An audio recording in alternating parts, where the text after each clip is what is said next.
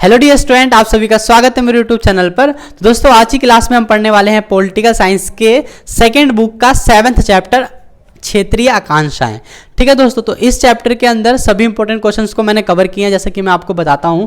ठीक है, तो ये पूरी वन शॉट वीडियो है दोस्तों, और मेरा वादा है आपसे कि मैं 90 मार्क्स, जो 90 प्लस मार्क्स का वादा है दोस्तों हिस्ट्री और पॉलिटिकल में, जो कि आपके आएंगे। बस बशर्ते आपको सारी वीडियो देखनी है और अपने दोस्तों तक शेयर करना है, और दोस्तों उन क्वेश्चनों को याद करना है, समझना है। ठीक है दोस्तों, तो चलिए आज की क्लास को शुरू करते हैं, और वीडियो को लास्ट तक देखना, वीडियो के बीच में मतलब वीडियो को बीच में छोड़कर मत जाना। ठीक है, तो चलिए आज का पहला ही जो हमारा टॉपिक है असम, इसके बारे में समझते हैं। देखिए, बाहरी लोगों के विरुद्ध 1979 से 1985 तक चले असम आंदोलन का वर्णन करना है दोस्तों। ठीक है, तो आ जाइए, देखिए पहले आंदोलन की पृष्ठभूमि समझ लेते हैं कि असम में आंदोलन हुआ क्यों था। ठीक है, तो जरा ध्यान दीजिए, असम आंदोलन 1979 से 1985 तक चला, जो बाहरी लोगों के खिलाफ था। बाहरी लोग कौन दोस्तों?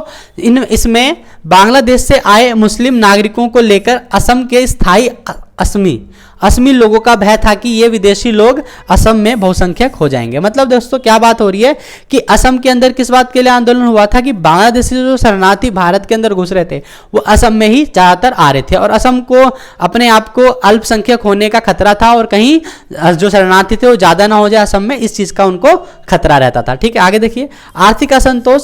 असम में प्राकृतिक साधनों तेल, चाय, कोयला के बावजूद वहां गरीबी थी, और असमी लोग महसूस करते थे कि इन साधनों का लाभ उन्हें नहीं मिल रहा है। क्यों? क्योंकि अधिकांश जो संसाधनों का लाभ था वो शरणार्थी लोग जो अप्रवासी थे उन लोगों को मिल रहा था। ठीक है, अब आगे देखिए, मतदाता सूची का मुद्दा। मतदाता सूची का क्या मुद्दा था दोस्तों? देखिए, असम आंदोलन अवैध अप्रवासियों के दबदबे और मतदाता सूची में लाखों अप्रवासियों के नाम दर्ज करने के खिलाफ था। इस मुद्दे पर असम के लोगों में असंतोष था। मतलब दोस्तों क्या है, जो असम का वोटर लिस्ट जो था उसके अंदर जो शरणार्थी थे, जो गैर असमी थे, उन सभी का नाम उस वोटर लिस्ट में जोड़ रखा था, जिससे असमी लोग असंतोष थे। ठीक है, आगे चलते हैं अगले पॉइंट पे दोस्तों। देखिए आगे क्या है, मुख्य मांग क्या थी दोस्तों इस आंदोलन की? देखिए, आंदोलन में 1951 के बाद असम में आए सभी नागरिकों या सभी लोगों को वापस भेजने की मांग की गई थी। क्या की गई थी? जो भी लोग 1951 के बाद भारत के अंदर आए, असम के अंदर आए, उन सभी को असम से बाहर भेजने की बात की जा रही थी। और इस आंदोलन को असम के विभिन्न वर्गों का समर्थन प्राप्त था, और इसमें हिंसा भी हुई। ये एक हिंसात्मक आंदोलन था। ठीक है, आगे चलते हैं, समझौता और परिणाम। देखिए, 1985 में समझौता हुआ, जिसमें यह तय किया गया कि बांग्लादेश के युद्ध के दौरान या बाद में आए लोगों की पहचान करके उन्हें वापस भेजा जाएगा। इसके बाद आसू और असम गण संग्राम परिषद ने क्षेत्रीय पार्टी असम गण परिषद बनाई और 1985 में सत्ता में आई। तो दोस्तों यही था आपका असम आंदोलन, जिसे आपको लिखना है अगर आगे आपके एग्जाम के अंदर, तो जरूर दोस्तों इसको छोड़ना नहीं है। ठीक है, 4 नंबर में आ सकता है, 6 नंबर में भी आ सकता है दोस्तों, तो इसको बिल्कुल भी नहीं छोड़ना है और लिखना है अच्छे से। ठीक है, पॉइंट वाइज लिखते जाना है। ठीक है, कुछ भी नहीं छोड़ना है दोस्तों। आगे चलो, हर क्षेत्रीय आंदोलन अलगाववादी मांग की तरफ अग्रसर नहीं होता, इस कथन की व्याख्या कीजिए दोस्तों। मतलब जो क्षेत्रीय मांग दोस्तों क्या होता है, मान लो जैसे राजस्थान हो गया, यूपी हो गया, या फिर बिहार हो गया, तो यहाँ के लोगों को जो चीज़ों की जरूरत होती है, जिस विकास या जिस परियोजना या किसी भी चीज़ की जरूरत होती है, जैसे शिक्षा की हो गई, चाहे स्वास्थ्य की हो गई, चाहे हेल्थ, चाहे किसी भी चीज़ की हो गई, तो वहाँ पर उस चीज़ के लिए जो मांग की जाती है, तो दोस्तों उसी मांग को हम कहते हैं क्षेत्रीय आंदोलन। ठीक है, अब क्षेत्रीय आंदोलन कई प्रकार के हो सकते हैं। अब क्षेत्रीय आंदोलन इस तरीके से भी हो सकते हैं कि क्षेत्र में जो आंदोलन हो रहे हैं वो कहे कि अपने आप को भारत से अलग करने के लिए किसी आधार पर, भाषा के आधार पर हो सकता है, धर्म के आधार पर हो सकता है। ठीक है दोस्तों, तो यही कहना चाह रहा है कि हर क्षेत्रीय आंदोलन अलगाववादी मांग की तरफ अग्रसर नहीं होता है, इस कथन की व्याख्या करनी है दोस्तों। ठीक है, तो जरा ध्यान दीजिए, पहले देखिए कश्मीरी आंदोलन। देखिए, कश्मीर में कुछ वर्ग अलग राष्ट्र की मांग कर रहे थे, जैसे कि आपको पता है कश्मीर का मुद्दा भारत और पाकिस्तान के बीच में ये काफी लंबे समय से चल रहा है, आजादी से ही चल रहा है जो। ठीक है, कश्मीर में कुछ वर्ग अलग राष्ट्र की मांग करते थे, जबकि अन्य स्वायत्तता के पक्ष में थे। यह आंदोलन अलगाववाद की ओर नहीं बढ़ा। ठीक है, मतलब अभी भी जो है, अभी कश्मीर पर जो पाकिस्तान ने अनधिकृत यानी अवैध रूप से कब्जा कर रखा है, ठीक है, बस वही जगह उनके पास है, बाकी सब जो है हमारे पास ही है। ठीक है, आगे देखिए आनंदपुर शाही प्रस्ताव। देखिए 1973 में पंजाब में सिख राष्ट्र की मांग की गई थी, मतलब कि उनको अलग से एक राष्ट्र बना दिया जाए, सिख राष्ट्र। ठीक है, लेकिन यह एक अलगाववादी आंदोलन था।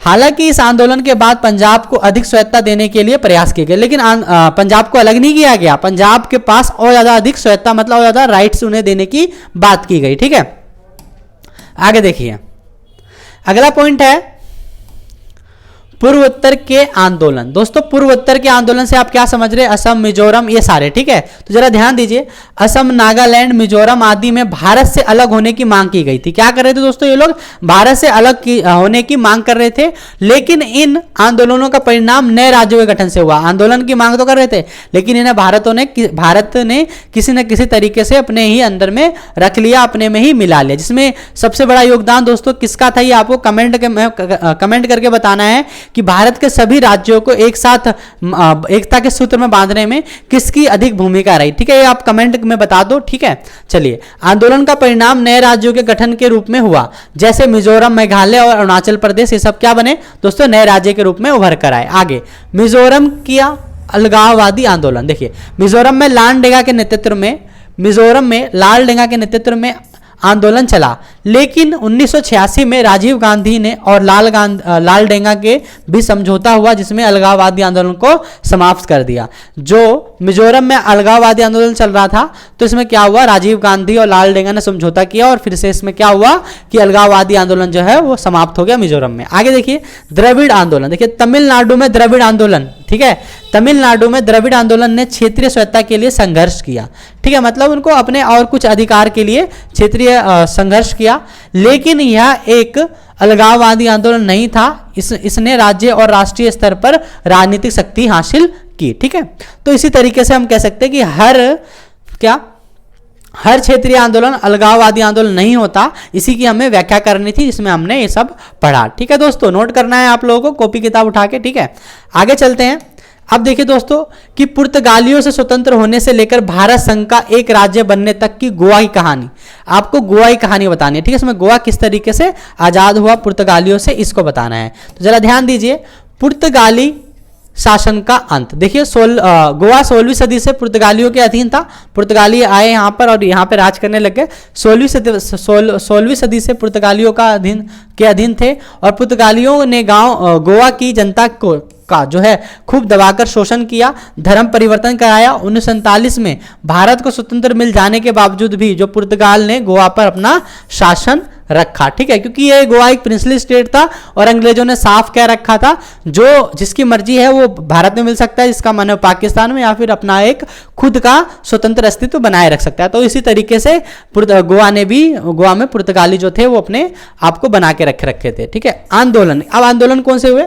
स्वतंत्रता प्राप्ति के बाद महाराष्ट्र के समाजवादी सत्याग्रहियों ने, किसके? महाराष्ट्र के समाजवादी सत्याग्रहियों ने गोवा की स्वतंत्रता के लिए शांतिपूर्ण आंदोलन चलाए। इस आंदोलन का उद्देश्य गोवा को पुर्तगाली शासन से मुक्त कराना था। क्या था? इसी समाजवादी सत्याग्रहियों ने क्या करा? इनका उद्देश्य क्या था? इनका उद्देश्य था कि पुर्तगालियों से गोवा को आजाद कराना था। ठीक है, अगले पॉइंट में चलते हैं दोस्तों।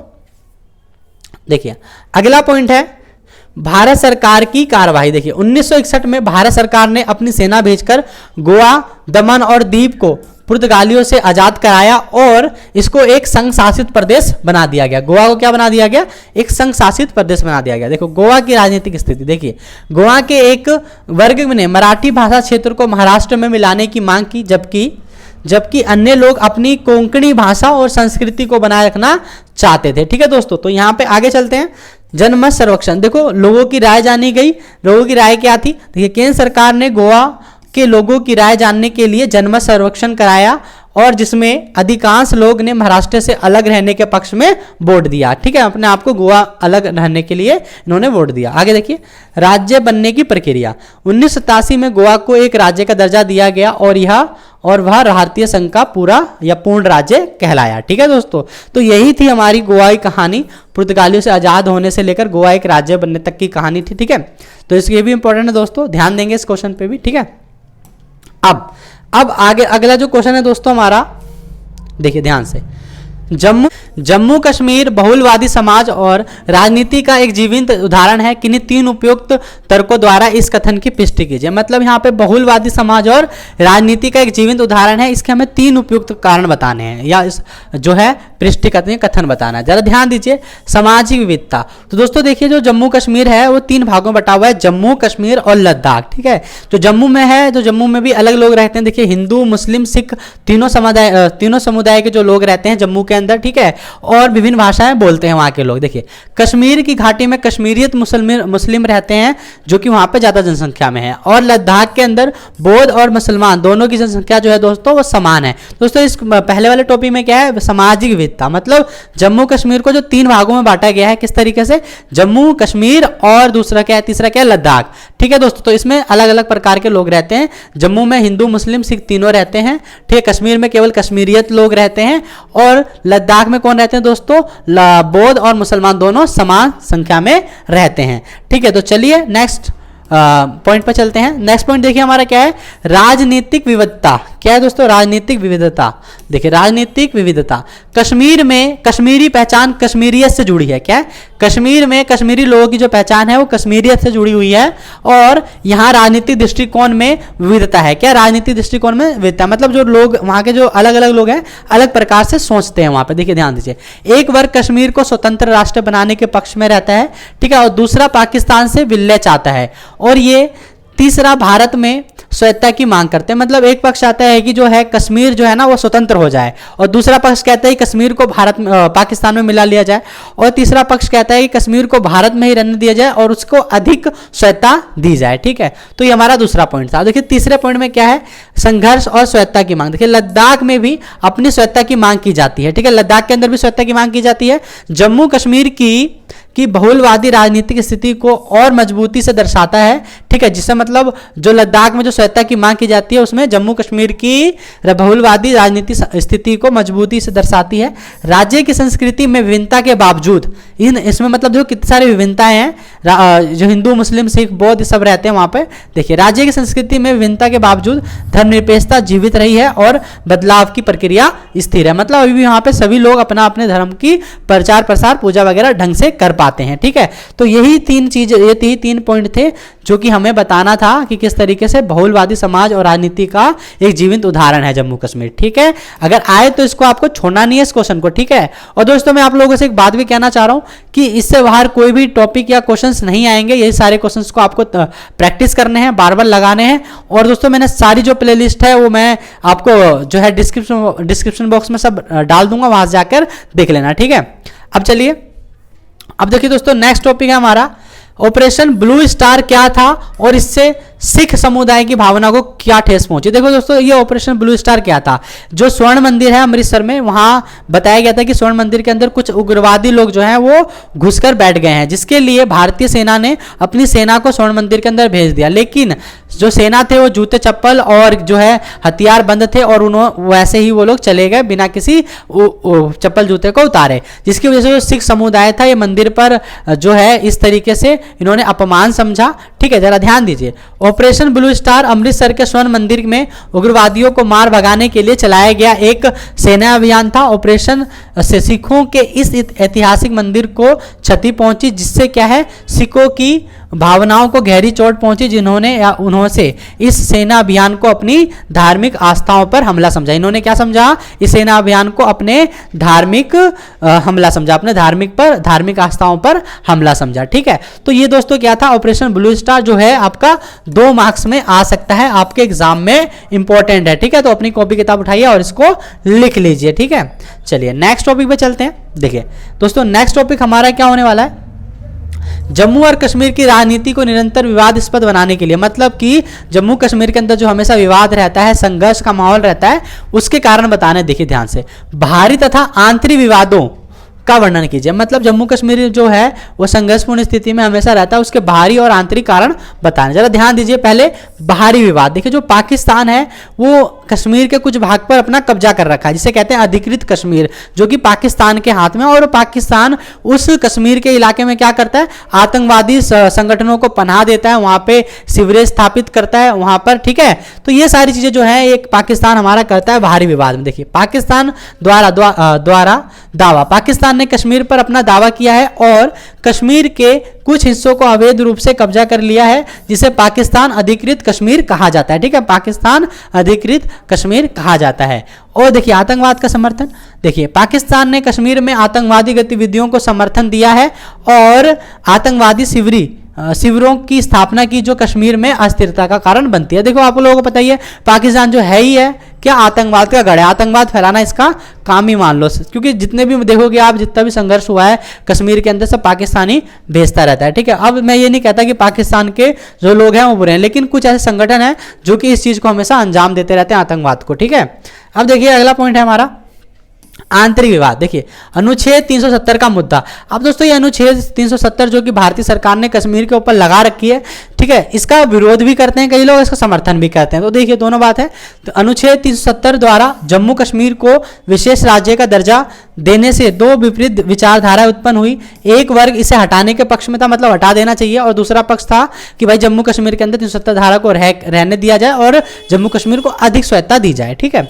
अब देखिए स्वायत्ता की मांग, कश्मीरियों के बीच यह महसूस किया गया कि अनुच्छेद 370 के तहत प्राप्त स्वायत्ता व्यवहार में घट गई है और वह अधिकार या अधिक राज्य स्वायत्ता की मांग कर रहे हैं दोस्तों। तो यही था हमारा आंतरिक और बाहरी विवाद, जिसकी वजह से जम्मू कश्मीर के अंदर जो है हमेशा संघर्ष का माहौल बना रहता है, ठीक है दोस्तों। तो इंपॉर्टेंट है, नोट करना है, ठीक है।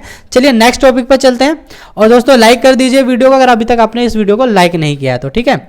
अब देखिए भारत में विविधता में एकता बनाए रखने के लिए तनाव के किन्हीं 3 दायरों का वर्णन कीजिए जिनको अभी हल किया जाना बाकी है। मतलब दोस्तों हमारे भारत में इतनी सारी विविधता है, हिंदू मुस्लिम सिख ईसाई, और इतनी ज़्यादा आबादी है, इतनी सारी संस्कृति है, इनके बीच में भी कई सारे अभी भी ऐसे मुद्दे हैं जो कि अभी हल करना बाकी रह गए। तो इन मुद्दों के बारे में हमें बताना है। तो देखिए दोस्तों एक एक करके देखते हैं। कश्मीर में आतंकवाद, देखिए दोस्तों अभी भी कश्मीर के अंदर आतंकवाद का जो मुद्दा है अभी तक सॉल्व नहीं किया जा सका है, आप सभी को पता है ये चीज़। देखिए कश्मीर में आतंकवाद की समस्या अब तक हल नहीं हो पाई है, जिससे भारत की राष्ट्रीय सुरक्षा पर खतरा है, ठीक है दोस्तों।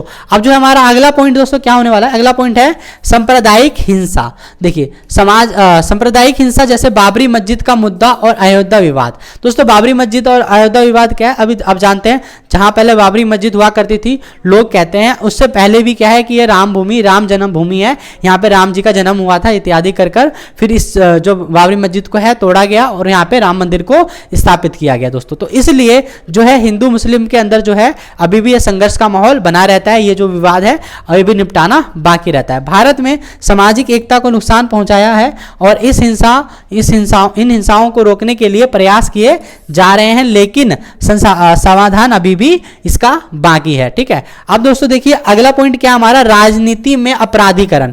अब दोस्तों राजनीति में अपराधीकरण क्या है कि आज के समय में जो हमारे जो पॉलिटिक्स पार्टीज हैं, इसके अंदर क्या है दोस्तों, आजकल पैसा खूब चलता है दबा के, इलेक्शन में पैसा खूब लगता है, जिसके लिए क्या रहता है, कुछ उग्रवादी संगठन, कुछ बड़ी बड़ी ऐसी कंपनियां जो कि अपने गलत काम करते हैं उनका सपोर्ट लेते हैं, उनसे पैसा लेते हैं और बदले में उनको खुली छूट दी जाती है। दोस्तों यही है आज समय में जो कि राजनीति में अपराधीकरण हो रहा है। राजनीति में आपराधिक तत्वों का प्रवेश और उनका प्रभाव चुनावी प्रक्रिया पर बन चुका है। इससे नियंत्रित करने की आवश्यकता है, और क्योंकि इससे लोकतंत्र की शाखा पर असर पड़ता है दोस्तों, क्योंकि देखो सरकार जो है इन गतिविधियों को है जो रोकेगी नहीं, जिससे जनता को ही नुकसान पहुंचना पड़ेगा, गलत प्रोडक्ट्स मिलेंगे, गलत चीजें होंगी, तो इससे जनता को ही झेलना पड़ेगा। इसलिए हम कहेंगे कि लोकतंत्र की शाखा पर इसका असर पड़ता है। तो दोस्तों यही वो विवाद है जो कि अभी अनसुलझे हैं भारत के अंदर, ठीक है। आपकी सोच के लिए भी बहुत ही जरूरी है दोस्तों, ठीक है। तो इसको समझना है, क्योंकि आप ही लोग तो जाके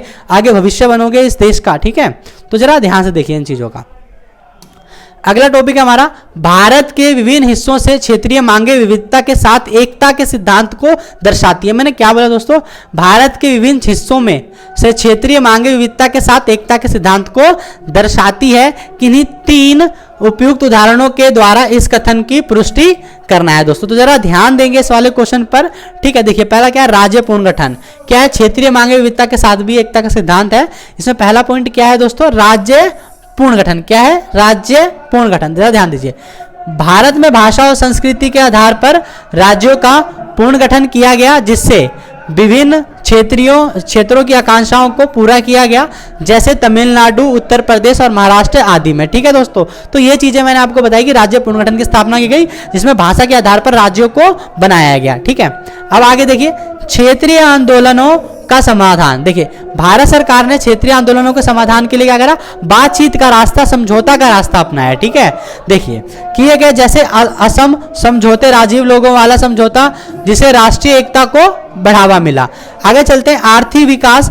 आर्थिक असंतुलन को दूर करने के लिए विभिन्न क्षेत्रों को समान विकास के लिए अवसर दिए गए। ठीक है, और जैसे पूर्वोत्तर राज्यों के लिए विशेष पैकेज, जिससे क्षेत्रीय असंतोष को कम किया जाए। तो इन सभी चीजों से क्या देखा जाता है दोस्तों, क्षेत्रीय मांगे जो है एकता कारण बनती है, क्योंकि ये लोग मांग तो करते हैं, उससे भारत सरकार उनके ऊपर ध्यान भी देती है और उनका विकास भी होता है। तो दोस्तों यही था हमारा जो चैप्टर कंप्लीट होता है। अब इसी में यही सारे इंपॉर्टेंट क्वेश्चन थे जो कि मैंने आपके लिए बना के रख दिए।